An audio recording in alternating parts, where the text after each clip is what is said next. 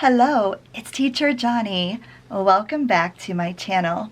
Today is St. Patrick's Day. Do you know anything about St. Patrick's Day? It's a holiday and celebration that we have here in the United States. It did not start here. So I'm going to give you some information about the history, some vocabulary, and some idioms. Did you know that leprechauns are an important part of the tradition of St. Patrick's Day? Do you know what leprechauns are? Short little people. Let's go find out some more. Are you ready? Let's go. Happy St. Patrick's Day. So, St. Patrick's Day started in Ireland. Ireland is an island in northwestern Europe. 5 million people live in Ireland. So Ireland is an island. And there's not very many people there compared to some big cities we have around the world. Ireland's national flag contains green and represents social order. You may have a flag similar to this one if you live in India, but you have an added symbol in the middle of your flag. St. Patrick's Day occurs on the 17th of March every year. It is the date that St. Patrick died. And they were probably sad and in grief when he died, but they want to celebrate his life and how he lived. So this is a celebration of when he died, but to remember all the things he did. And St. Patrick was a real person. St. Patrick was instrumental in converting much of Ireland to Christianity. So that means he was very important in talking to people about Christianity and getting them to convert over to Christianity. So before I go on, I just want to say that this is a history lesson, and this lesson is meant to make you think about how it came about, and then also some of the folklore or stories behind St. Patrick's Day. So St. Patrick used clovers, which are also called shamrocks. Clovers. Clovers, called shamrocks, are the emblem of St. Patrick.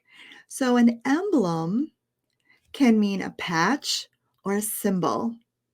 So St. Patrick used the clover when he was teaching about Christianity. And that is why it's a symbol or an emblem. And it carries over to today. Many of the football uniforms, the soccer uniforms, or other things in Ireland still have a shamrock on it today. Each leaf represents one part of the Holy Trinity in Christianity. That is what St. Patrick talked about, and that's why it was important to him. So the Trinity is the Father, the Son, and the Holy Spirit, and each leaf represented each one of those parts, but together they are a clover or the shamrock. So that's how he explained it to people and why the shamrock was so important. Today, the shamrock stands for faith, hope, and love. And some people might still teach that is Father, Son, and Holy Spirit, but in a lot of people today remember the shamrock for faith, hope, and love. In fact, a 4-leaf clover is the one with good luck. So if it's 3 leaves and you have faith, hope, and love, that 4th leaf represents luck. Stories of leprechauns have been told throughout Irish history. So St. Patrick had the 4-leaf clover, And now we're talking about not Christianity anymore, but things like leprechauns and fairies, because part of Irish history it involves fairies and leprechauns and mystical or magical creatures. So people either believed in fairies and leprechauns and magical creatures, or they believed in Christianity, or maybe a little bit of both, depending on the person. So leprechauns are an important part of Irish history. Leprechauns are the cobblers and bankers of the fairy world. So, in the fairy world, leprechauns were important. They were the cobblers and bankers. Cobblers are actually the ones who make shoes. And they were the only ones who made shoes for everyone. So, leprechauns were cobblers. They were short little men no more than 2 to 3 feet tall. Now, when we talk about feet, that is about the size of a child that's probably 4 or 5 years old. They're 2 to 3 feet tall. And a fun fact, there are no female leprechauns. Irish fables tell stories of leprechauns hiding pots of gold at the end of rainbows. They like to hide their pots of gold at the end of the rainbows, and they were very rich. So when you talk about pots of gold with leprechauns, they had lots of money. Legend says that if you catch a leprechaun, he will grant you 3 wishes. 3 wishes. So I want you to comment, what 3 wishes would you like a leprechaun to grant for you?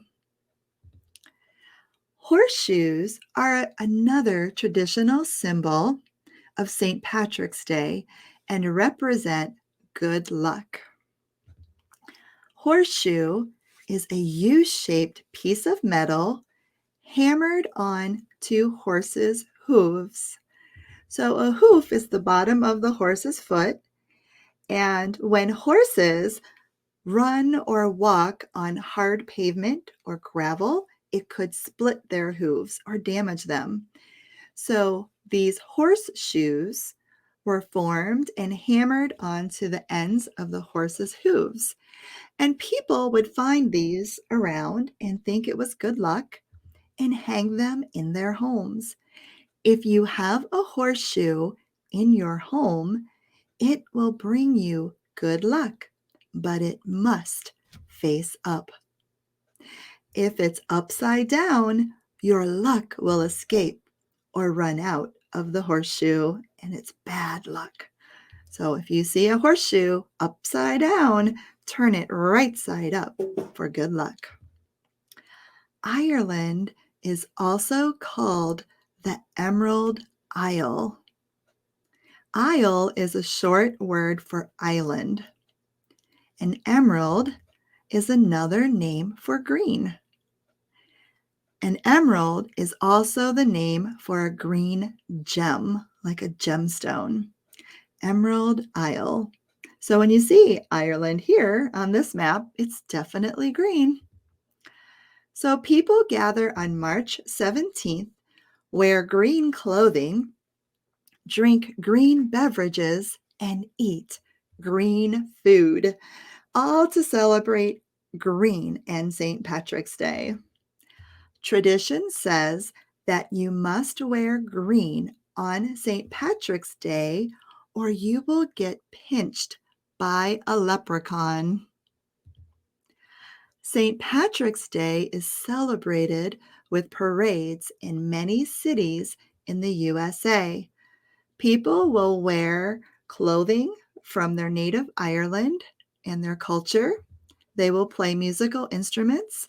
Here is a parade route where you can see people waiting. And here are some men marching by. I live close to Chicago, and in Chicago, Illinois, they dye the river green and have a big parade. And the parade celebrates St. Patrick's Day and Irish heritage.